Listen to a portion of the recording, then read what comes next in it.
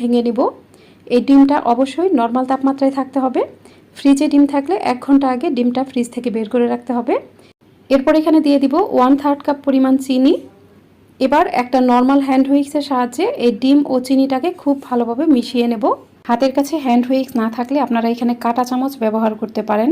এই ডিম ও চিনিটাকে এমনভাবে মিশিয়ে নিতে হবে যেন চিনিটা খুব ভালোভাবে গলে যায় এবং এগুলোর কালার একদম চেঞ্জ হয়ে যায়। যখন চিনিটা ভালোভাবে গলে এটা এরকম সাদাটে কালার হয়ে যাবে, তখন বুঝবেন এটা মেশানো হয়ে গেছে। এই কাজটি করতে একটু বেশি সময় লাগতে পারে। দেখুন এটা এরকম একটু সাদাটে কালার হয়ে যাবে। এবার আমি এখানে দিয়ে দিব 1/4 কাপ পরিমাণ রান্নার রেগুলার তেল। আপনারা এখানে সব কিছুই অবশ্যই মেজারমেন্ট কাপ দিয়ে মেপে নেবেন, তাহলে কেকটা একদম পারফেক্ট হবে। তেলটাকে খুব ভালোভাবে মিশিয়ে নেব। তেলটা খুব ভালোভাবে মিশিয়ে নেওয়ার পর আমি এখানে দুধ দিয়ে দিব। এখানে আমি 2 টেবিল চামচ পরিমাণ দুধ দিব। এই দুধটাও অবশ্যই নর্মাল তাপমাত্রায় থাকতে হবে। এবার এখানে দিয়ে দিব 1/2 চা চামচ পরিমাণ ভ্যানিলা এসেন্স। হাতের কাছে ভ্যানিলা এসেন্স না থাকলে এখানে সমপরিমাণ লেবুর রসও দিয়ে দিতে পারেন। এবার আবারও সব কিছু ভালোভাবে মিশিয়ে নেব। দুধ ও ভ্যানিলা এসেন্সটা ভালোভাবে মিশিয়ে নেওয়ার পর আমি এখানে একটা চালনি নিয়ে নিব। এই চালনিতে নিয়ে নিব 1/2 কাপ পরিমাণ ময়দা। এরপর এখানে নিয়ে নিব 1/2 চা চামচ পরিমাণ বেকিং পাউডার। এই শুকনো উপাদানগুলো ভালোভাবে চেলে নিব। এগুলো অবশ্যই চেলে নিতে হবে। এবার এই হ্যান্ড হুইক্সের সাহায্যে সব কিছুই ভালোভাবে মিশিয়ে নেব। ব্যাটারটাকে অবশ্যই ভালোভাবে মিশিয়ে নেবেন। খেয়াল রাখবেন এখানে যেন কোনো লাম্পস বা দানা না থাকে। ব্যাটারটা ভালোভাবে মিশিয়ে নেওয়ার পর আমি কেক বেক করার জন্য কেকের মোল্ড রেডি করে নিব। কেকটা বেক করার জন্য আমি এখানে প্রায় 4 ইঞ্চি সাইজের একটা মোল্ড নিয়েছি। এই মোল্ডে আমি তেল ব্রাশ করে নিব। মোল্ডে ভালোভাবে তেল ব্রাশ করে নেওয়ার পর আমি এখানে কিছু ময়দা দিয়ে দিব। ময়দাটাকে মোল্ডের সাথে ঘুরিয়ে ঘুরিয়ে ভালোভাবে মিশিয়ে নেব।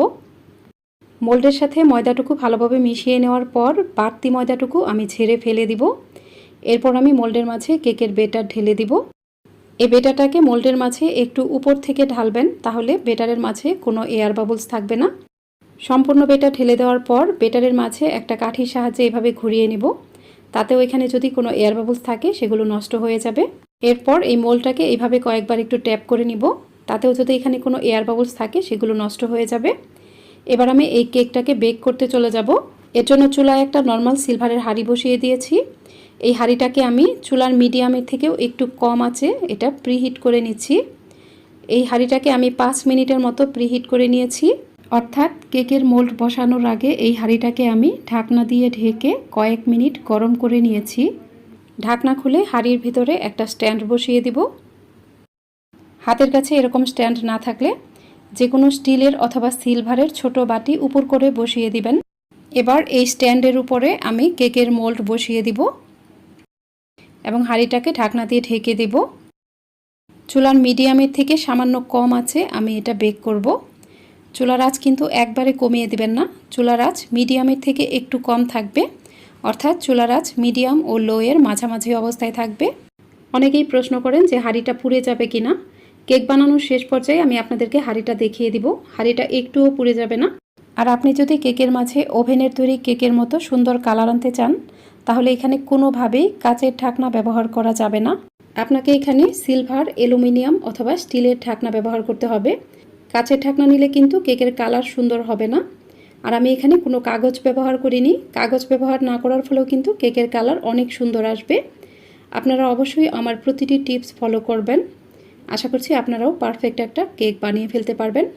আর কেক চুলায় দেওয়ার পর বারবার চুলার আঁচ কমানো অথবা বাড়ানো যাবে না। কেক বানানোর শুরু থেকে শেষ পর্যন্ত চুলার আঁচ একই রকম থাকবে।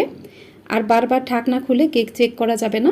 20 থেকে 25 মিনিট পর যখন কেকের খুব সুন্দর একটা সুঘ্রাণ পাওয়া যাবে, তখন ঢাকনা খুলে একবার চেক করে দেখবেন। এই কেকটা যেহেতু আমি একটা ডিম দিয়ে তৈরি করেছি এবং 1/2 কাপ ময়দা নিয়েছি, তাই এই কেকটা বেক হতে খুব বেশি সময় লাগবে না। প্রায় 25 মিনিট পর আমি ঢাকনাটা খুলে নিব। ফিরে এলাম 25 মিনিট পর। এ সময় কিন্তু কেকের খুব সুন্দর একটা সুঘ্রাণ বের হয়েছিল। দেখুন কেকটা মাশাআল্লাহ দেখতে অনেক বেশি সুন্দর হয়েছে। আমার এখানে কেকটা বেক হতে প্রায় 25 মিনিট সময় লেগেছে, তবে আপনাদের আরও কম বা বেশি সময় লাগতে পারে। আমি একটা কাঠির মাধ্যমে চেক করে দেখব। দেখুন কাঠিটা একদমই ক্লিন এসেছে, তার মানে কেকটা হয়ে গেছে। আমার এই কেকটা হয়ে গেছে। এখন আমি এই কেকটা চুলা থেকে নামিয়ে নেব। দেখুন কেকের কালার কিন্তু একদম ওভেনের তৈরি কেকের মতোই হয়েছে। আমি এই কেকটা নামিয়ে ঠান্ডা করে তারপর আপনাদেরকে এটা মোল্ড আউট করে কেটে দেখিয়ে দিব। এখন আমি আপনাদেরকে হাঁড়ির অবস্থাটা দেখিয়ে দিব। দেখুন হাঁড়িটা কিন্তু একদমই পুড়ে যায়নি। অনেকেই প্রশ্ন করেন যে হাঁড়িটা পুড়ে যায় কি না। দেখুন হাঁড়িটা একদমই পুড়ে যায়নি। এই কেক বানানোর সময় চুলার আঁচ অনেক বেশি বাড়িয়েও দিবেন না, আবার একদম কমিয়েও দিবেন না।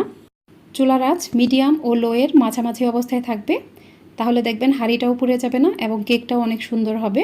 কেকটা ঠান্ডা করে মোল্ড আউট করে নেওয়ার পর আমি আপনাদেরকে কেটে দেখিয়ে দিচ্ছি। কেকটা কিন্তু অনেক বেশি সুন্দর হয়েছিল। এই কেকটা দেখতেও যেমন সুন্দর হয়েছে, খেতেও কিন্তু ভীষণ মজার হয়েছিল। দেখুন কেকটা কতটা পারফেক্ট হয়েছে। আমি সম্পূর্ণ কেকটাই কিন্তু কেটে নিয়েছি।